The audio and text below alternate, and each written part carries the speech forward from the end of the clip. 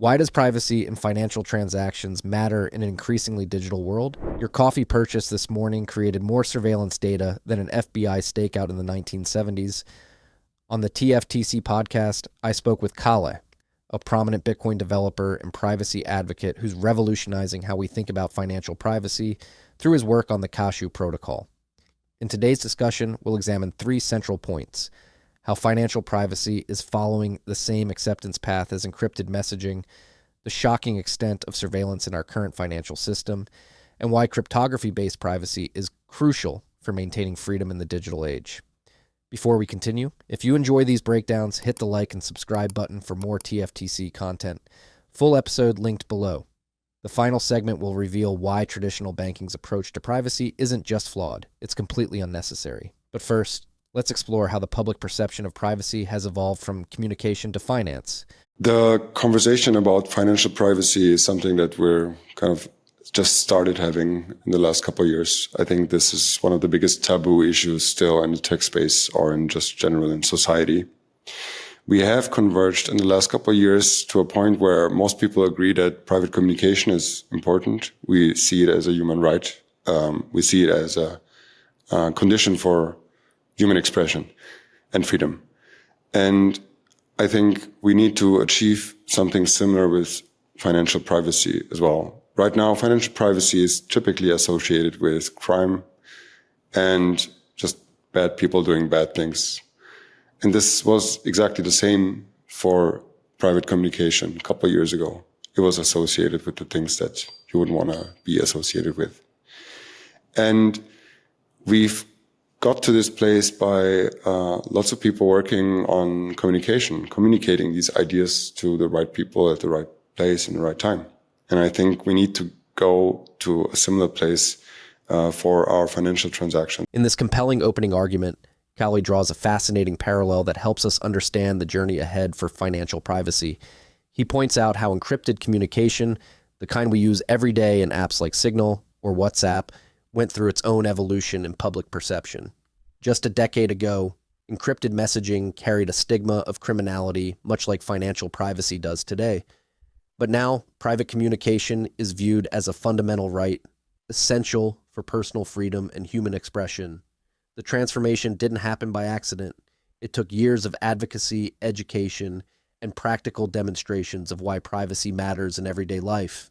When people realized that encrypted messaging wasn't about hiding criminal activity, but about protecting personal conversations, business communications, and intimate messages with loved ones, the narrative began to shift. This same transformation needs to happen with financial privacy. This parallel is particularly relevant to Bitcoin's development. Just as encrypted messaging protocols created the foundation for private communication, Bitcoin and its Layer 2 solutions are building the infrastructure for private financial transactions. The key insight here is that privacy isn't about having something to hide. It's about having the freedom to conduct your life without constant surveillance.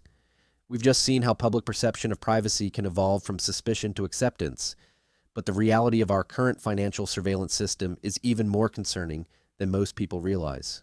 Up next, we'll explore just how deep this rabbit hole goes and why the stakes are higher than ever before. If you buy a newspaper with your credit card, then there are 3-4 companies involved in this single transaction. And they all know which terminal you used at what time, with which credit card company, and which phone manufacturer you used to make your tap to pay. And that phone manufacturer knows your account. So there are so many individual companies in this single operation. They could all say no, so they can stop you from transacting. They could turn off your money at any point. But I think even the worst part of it is that they can fully track your entire life. You can try to be as private as you like with anything that you do and say. You can turn off Google Maps on your phone. You can use Signal for your communication. But as soon as you make kind of anything in the world, which is it always involves a credit card these days, then you're back at zero. This segment exposes the unsettling reality of our modern financial system, a vast surveillance network that most people don't even realize they're part of. Calle breaks down how a single transaction, something as simple as buying a newspaper, creates multiple data points that various companies can access, store, and analyze. Your bank, the payment processor, the card network, and even the device manufacturer, they all get a piece of your financial identity. What makes this particularly troubling is the lack of choice. Unlike communication privacy, where you can choose to use encrypted apps, participating in today's increasingly cashless economy means submitting to this surveillance by default. Every purchase, subscription, and donation creates a detailed digital trail of your life. These companies don't just know where you shop, they know your habits, patterns, and can even predict your future behavior. Sup freaks, this rip of TFTC was brought to you by our good friends at BitKey. BitKey makes Bitcoin easy to use and hard to lose. It's the easiest 0 to 1 step, your first step to self-custody. If you have friends and family on the exchanges who haven't moved it off, tell them to pick up a BitKey. Go to bitkey.world, use the key TFTC20 at checkout for 20% off your order. That's bitkey.world, code TFTC20. The implications extend beyond privacy into the realm of control. As Calle emphasizes, any of these entities can potentially cut off your access to financial services. We've seen this happen with political dissidents, controversial businesses, and entire industries being debanked. When your ability to participate in the economy depends on the approval of multiple private companies, your financial freedom is compromised. This is precisely why Bitcoin's original vision of peer-to-peer electronic cash is so important.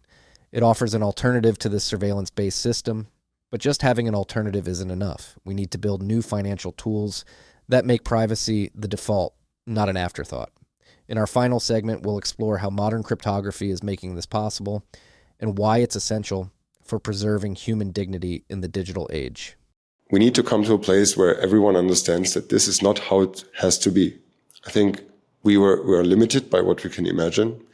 We were always thought that this is just how any financial service needs to work. A financial service needs to know who you are and what you're doing and why you're doing it. And but we're trying to show the world that this is not necessary with eCash. eCash is a completely different way of building financial services, banking services, streaming services, anything that kind of requires a payment. And it respects the user's privacy. And we are building it on top of the Bitcoin system because the Bitcoin system invites innovation in contrast to the banking system, the fiat banking system that we have today. This final segment crystallizes the fundamental shift needed in how we think about financial privacy. Calle challenges a deeply ingrained assumption that financial services must know everything about us to function properly.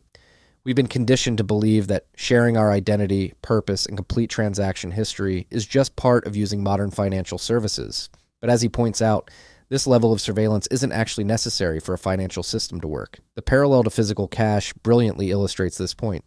When you hand someone a $20 bill, the transaction works perfectly without either party knowing each other's identity or transaction history. The only thing that matters is that the cash is genuine. This simple yet powerful model is what Bitcoin and eCash protocols are working to bring into the digital age. The innovation here goes far beyond just adding privacy features to existing financial services. It represents a complete reimagining of how digital finance can work. Through advanced cryptography, the same mathematical principles that keep your messages private, we can now validate financial transactions without exposing unnecessary personal information. As I've seen through my work at 1031, developers are building these new financial services that make privacy a fundamental feature rather than an optional add-on. This approach fundamentally inverts the current system's logic. Instead of starting with maximum surveillance and reluctantly adding privacy features when forced to, these new systems begin with privacy as a core property and build from there.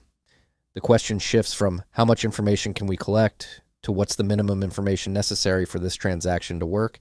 This isn't just about privacy. It's about designing financial systems that align with human dignity and freedom in the digital age. The implications of this shift are profound. When financial privacy becomes the default rather than the exception, it strengthens the entire foundation of personal freedom in our digital world. Just as we now take for granted our ability to have private conversations despite using digital tools, future generations might look back and wonder how we ever accepted a financial system that required exposing every detail of our economic lives to function. What's your perspective on financial privacy in the digital age? Let me know in the comments. I read every single one. And if you found this breakdown of financial privacy interesting, you'll want to watch our analysis of how economic productivity thrives under sound money. Click the video on your screen now. Don't forget to like and subscribe for more daily content. Thanks for watching. Stay humble. Stack sats.